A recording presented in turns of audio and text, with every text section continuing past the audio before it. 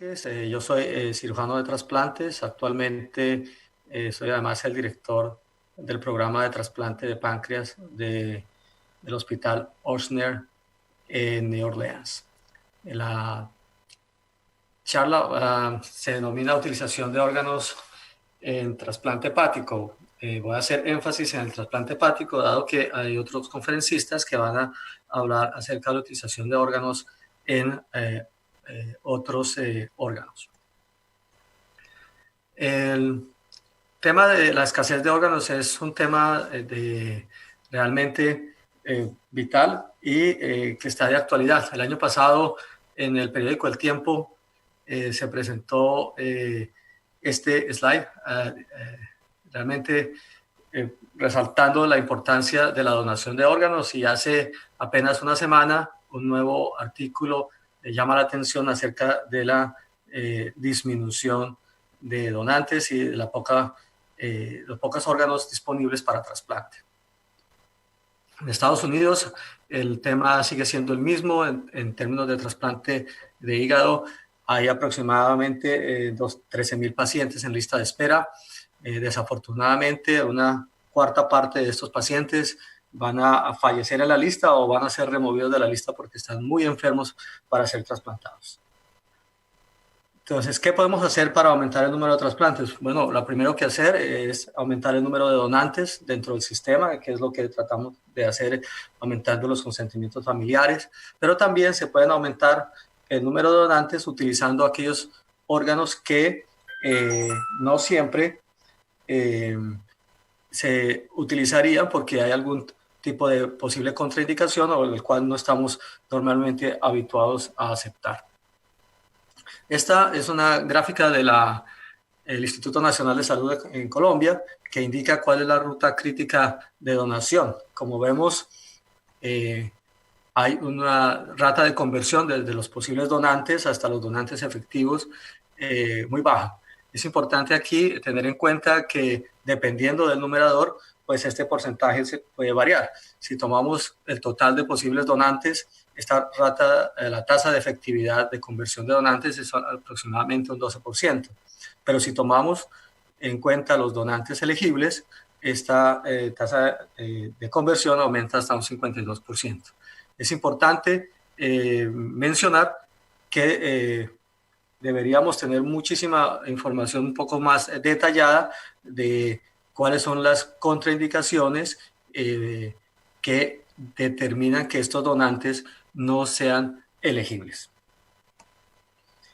Interesante, este es un artículo que apareció hace ya varios años, pero que muestra cómo en un estudio en la Universidad de San Francisco, muestra cómo de 1.200 pacientes, 205 pacientes fueron removidos de la lista de espera porque estaban muy enfermos o porque fallecieron, pero interesantemente 84% de estos pacientes en algún momento recibieron una oferta para trasplante de hígado, y esa oferta fue rechazada muchas veces porque la calidad del órgano no era suficientemente adecuada. Sin embargo, cuando se observaron y se analizaron estos potenciales donantes, se encontró que 55% de estos donantes habían o cumplían características de ser donantes de alta calidad y que fueron rechazados.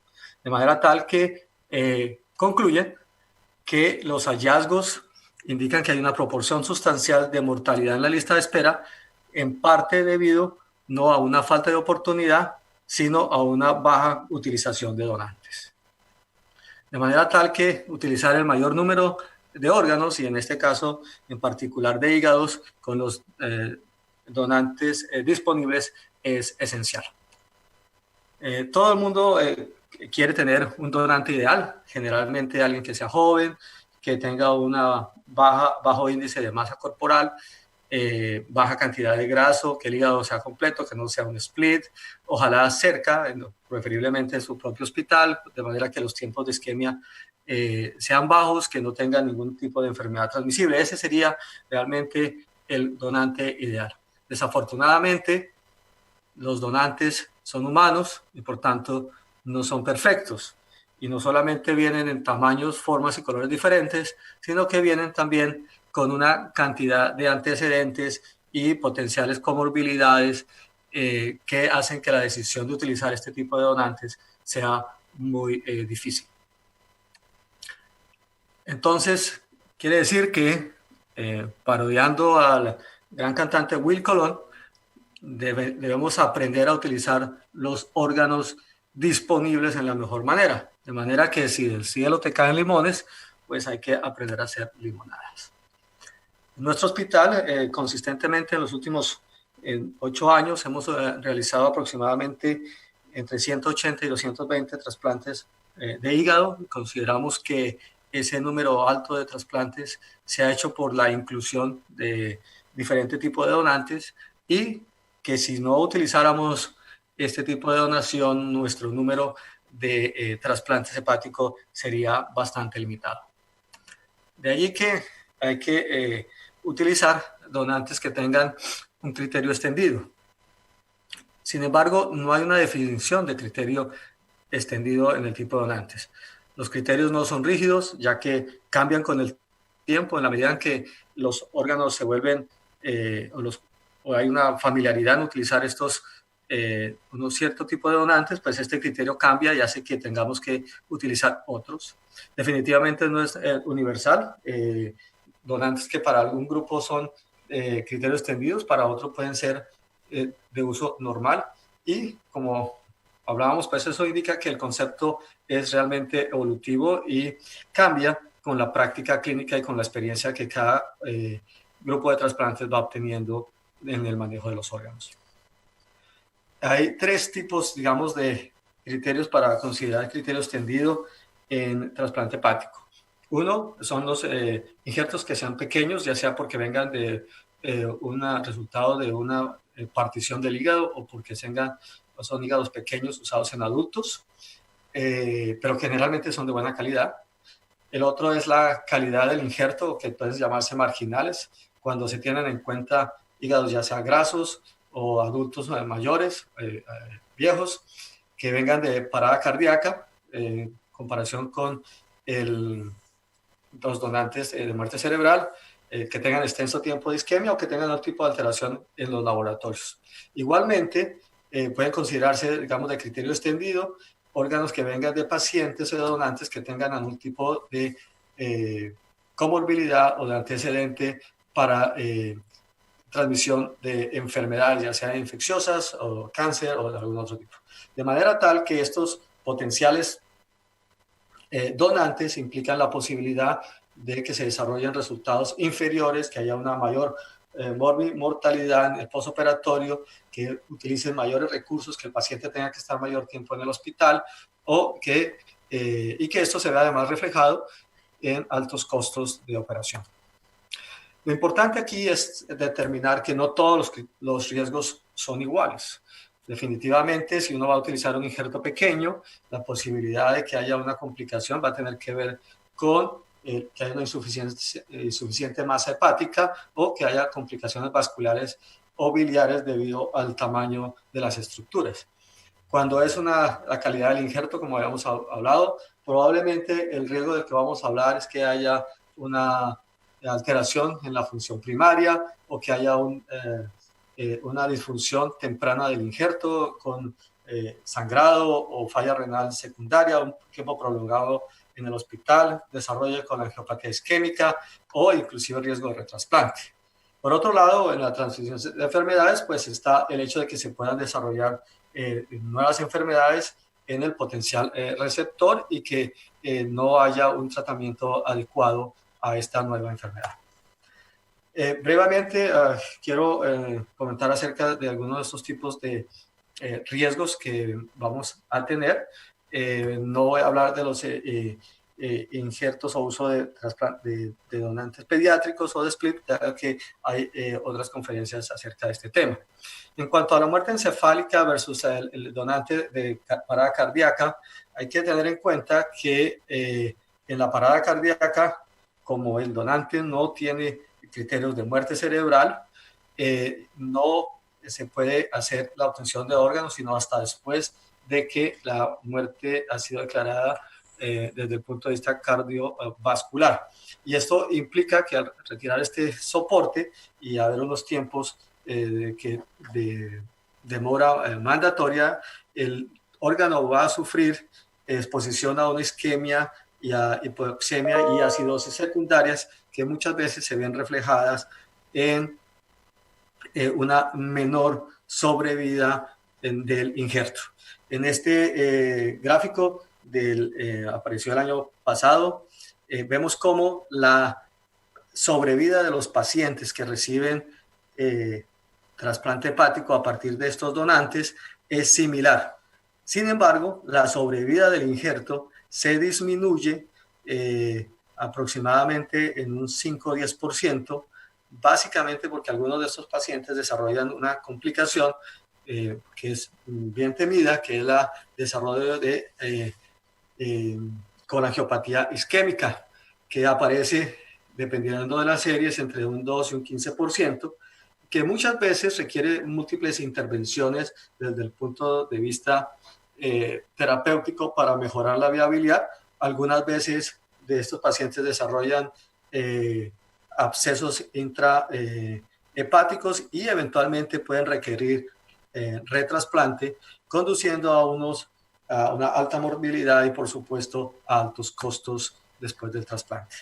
Nosotros, en nuestro hospital, hace aproximadamente ya 9 años, llevamos utilizando este tipo de donantes en forma rutinaria, y lo que hemos hecho es desarrollar un protocolo diferente para poder utilizarlos en forma segura. Esto incluye principalmente una cuidadosa selección del donante y del receptor, de manera que podamos evitar tiempos de isquemia largos. Eso lo logramos teniendo unos cambios en la logística nuestra, teniendo un equipo que rescata, otro, mientras que hay un equipo que empieza la cirugía. Evitamos receptores que tengan cirugías previas, de manera que el riesgo de isquemia, de un tiempo prolongado de isquemia, se disminuya. Igualmente evitamos pacientes que tengan un índice de masa corporal elevado, dado que este tipo de pacientes también pueden desarrollar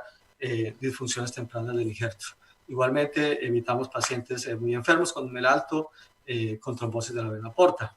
En el donante utilizamos obviamente unos criterios para un tiempo de isquemia funcional, menos de 20 minutos, ojalá menos de 30 minutos en la extubación.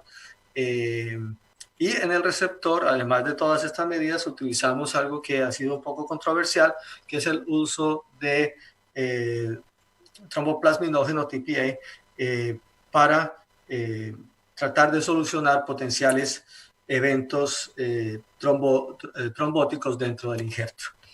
Nuestra experiencia la publicamos hace ya 3 años en American Journal of Transplantation. En esta gráfica, como vemos, encontramos que en nuestra experiencia temprana, antes de empezar este protocolo, los resultados no eran óptimos, tuvimos un alto índice de mortalidad en los pacientes y una baja sobrevida del injerto. Con la aplicación de esto, logramos mejorar tanto la sobrevida del donante como del paciente. Y este es una publicación que es importante porque indica qué pasa cuando un paciente rechaza un órgano que viene de un donante de muerte por parada cardíaca. Este paciente está en desventaja y tiene mucha mayor probabilidad de fallecer en los siguientes años comparado con el paciente que hubiera podido aceptar esta oferta, la oferta de este órgano y se hubiera realizado el trasplante. Estos donantes van a seguir siendo importantes, hay un gran potencial en todo el mundo. En Estados Unidos, esta gráfica es del 2017, indica que solamente hay un 5.8% de utilización de donantes. En el 2019, este número subió aproximadamente a 8%, pero si ustedes ven, España utiliza aproximadamente un 12% de estos donantes y allí hay una fuente de posibles órganos subutilizada. Otra fuente es la utilización de órganos de pacientes mayores. Es claro desde hace muchos años que los resultados pueden ser óptimos en la utilización de donantes mayores, siempre y cuando haya una adecuada selección del paciente, que incluye, obviamente, un tiempo de isquemia corto, pacientes que no tengan una mayor severidad en la enfermedad hepática, que puedan tolerar algún grado de disfunción hepática. Y este es un estudio, apareció el año pasado, en el cual es importante porque determina cuál es el beneficio de los pacientes que aceptan un donante mayor de 70 años comparado con aquellos que rechazaron este tipo de oferta. Y como ven, el beneficio es universal para todos los pacientes, independiente de la severidad. Inclusive pacientes con MEL score bajos también tienen un beneficio de aceptar este tipo de órganos. Otro tipo de pacientes que es bastante frecuente son pacientes que tienen algún tipo de injuria al momento del fallecer, y el número de los números de laboratorio de la función hepática se disparan y están normalmente por encima de 1,000, 2,000, 5,000, inclusive 10,000. Este tipo de pacientes mucha gente los rechaza por temor a que en el post-trasplante se desarrolle una falla hepática importante que requiera retrasplante. Sin embargo, como vemos en esta gráfica, la utilización de estos órganos depende básicamente de dos cosas. Uno, qué tan alto fue el incremento de estos laboratorios al momento de que el donante falleciera, pero también muy importante es qué tanto de estos números se recuperan. En nuestra experiencia, obviamente tenemos un sistema de donación un poco más permisivo, a veces nos permite demorar la obtención de órganos, hacer el rescate de órganos hasta 24, 36, hasta 48 horas algunas veces, y eso nos permite observar cómo los laboratorios mejoran, corrigen y nos permite aceptar órganos con disminución de los laboratorios que inicialmente hubieran sido descartados para trasplante. ¿Cuáles entonces son las estrategias para utilizar estos órganos? Como ven, cada grupo de pacientes tiene una estrategia diferente, pero coinciden en dos cosas: en la cuidadosa selección del donante y la cuidadosa selección del potencial receptor para ese órgano. De manera tal que con esos dos factores se ha tratado de desarrollar diferentes sistemas para determinar cuál podría ser la mejor combinación donante-receptor en términos de resultados. El más utilizado en este momento es el VAR, con un corte de 18 puntos. En nuestro hospital, desde el 2015, venimos usando un sistema parecido, pero un poco menos complejo, que es el utilizar la complejidad quirúrgica que pueda haber en el trasplante para determinar qué tipo de órgano sería el mejor para cada paciente. Nosotros hemos dividido preoperatoriamente todos los pacientes que van a lista de espera en 3 grupos de acuerdo a la complejidad quirúrgica. Un grupo A, o de baja complejidad, donde el paciente va a tener solamente un trasplante hepático, que no tiene mayor obesidad, los vasos están abiertos y no tiene antecedentes de cirugías previas. En un grupo intermedio, donde consideramos el hígado combinado con otro órgano, una moderada obesidad, y de pronto consideramos que haya operaciones en el abdomen superior menos complejas, y a pacientes que tengan trombosis de la porta sin degeneración cavernosa de ella. Y un grupo C, que es el de alta complejidad, donde incluimos el retrasplantes previos, cirugías hepatobiliares, resecciones hepáticas, transformación cavernosa de la porta. Con esto en mente, entonces nosotros tratamos de aceptar órganos de alto riesgo en pacientes de baja complejidad y lo opuesto, donantes de alta calidad en pacientes de alta complejidad, de manera que el riesgo se pueda modular. Como ven en esta gráfica, vemos que los pacientes de baja complejidad recibieron órganos mucho más difíciles de distribución, órganos de parada cardíaca, órganos con un poquito más de isquemia, con tiempos mayores de isquemia. Y hemos encontrado que con este score, a pesar los pacientes que están en el grupo de baja complejidad y de intermedia complejidad tienen buenos resultados similares, pero que a pesar los grupos de alta complejidad, a pesar de utilizar mejores órganos, todavía siguen teniendo una disminución tanto en la sobrevida del paciente como en la sobrevida del injerto, creemos debido a que es la complejidad de la cirugía, no la calidad del donante, el mayor determinante del progreso. Todavía seguimos teniendo pacientes que puedan ser recuperados. En el 2019 hubo más pacientes órganos recuperados que aceptados para donantes, y hubo 780 órganos que fueron descartados. Creemos que en ese sentido las máquinas de perfusión que van a ser parte de este curso por otros conferencistas van a tener un importante rol en la utilización y mejoramiento de estos órganos. Otra parte importante que quiero rápidamente mencionar es el uso de donantes de alto riesgo con enfermedades infecciosas.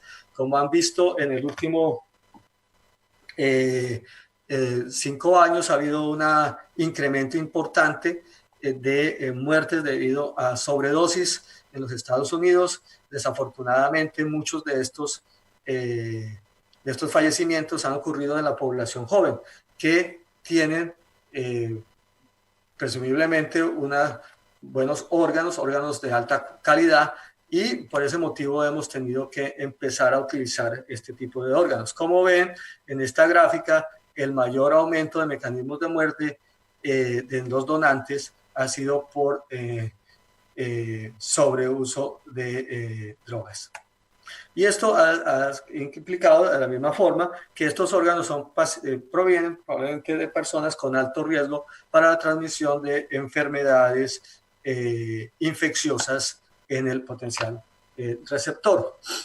Esta gráfica he insistido muchas veces en ella. Creo que la utilización del NAT, que es el test de ácido nucleico, asociado a la utilización de la serología convencional, ha determinado un punto muy importante de utilización de órganos, dado que la